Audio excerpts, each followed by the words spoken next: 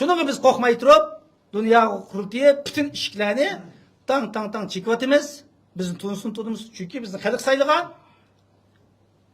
Biz Uygur halkının, Şarkı Türkistan halkının vekili. Diyeleyimiz özümüz ne? Çünkü saylanganlığımız için. Bezde kopap, dolkun istifa kısın, o istifa neymiş ka? Meni halk sayılgan. Meni biz tayinlemigen. Halkım yanı sayılısı reis olu ben bonus çıkıyordum. Demokrat yergen şu. Senin beni çıkargan, çüydüğün hukukun yok seninki. Çünkü halkın hukuku bu. Akışının sayılıp kalmagan ben.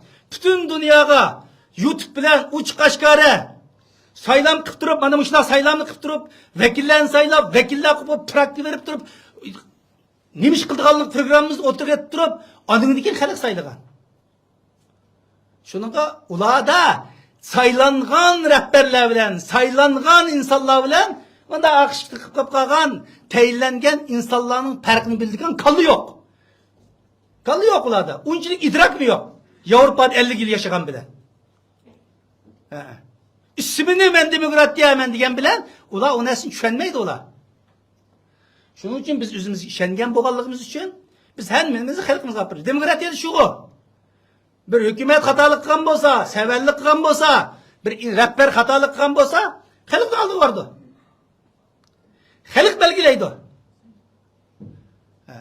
Şununla biz korkmay turup, özümüzü işinip durup halkımızga cevap vereleymiz ve bu hukukunu halkımızdan alalayımız. Şunun hem de bir